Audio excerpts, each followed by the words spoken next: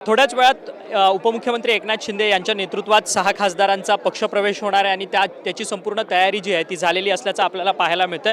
राज्यसभेच्या खासदार ज्योतिताई वाघमारे आपल्याबरोबर आहेत। ज्योतिताई, 6 खासदार तुमच्या पक्षात प्रवेश करतायत, तुमच्या पक्षाची ताकद वाढते, पहिली प्रतिक्रिया काय?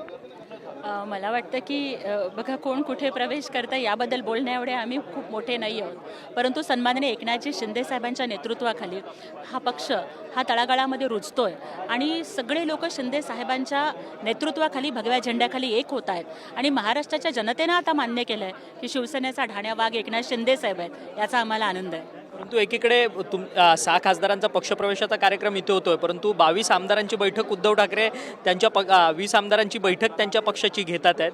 आगामी काळात खासदारांपाठोपाठ आमदार आणि नगरसेवक देखील तुमच्या पक्षात येतील? बैठक होत असेल तर ये डर हमें अच्छा लगा, पण मला वाटतं की हा बैल गेला आणि झोपा केला असा प्रकार होतोय का हे आपण बघावं। आधी मला वाटतं की रोज शिव्या शाप द्यायच्या, आई बहीण काढायची, अत्यंत गलिच्छ भच्या बाराखडीतल्या शिव्या द्यायच्या, कुठला माणूस तुमच्यासोबत टिकणार आहे? घर कोंबडा बनून राहायचं, जनतेला भेटायचं नाही, आमदारांना नाही, खासदारांना नाही। त्याच्यामुळे मला वाटतं की आज यांची ओसाडगावची पाटीलकी झालेली आहे। एकीकडे ही परिस्थिती आहे, परंतु विधान परिषदेच्या निवडणुकीमध्ये वेगळा निकाल लागतोय।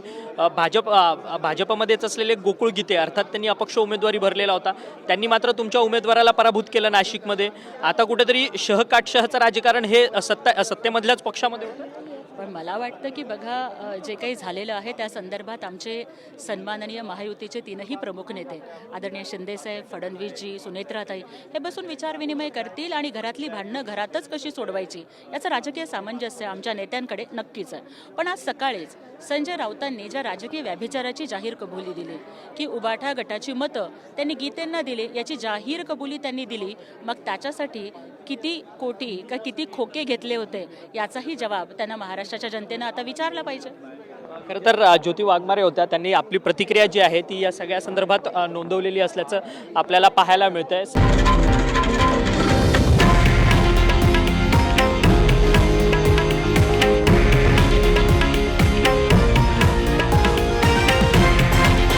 हे आहे देशातील नंबर 1 न्यूज नेटवर्क आणि आपण पाहत आहात TV9 मराठी, एकमेव।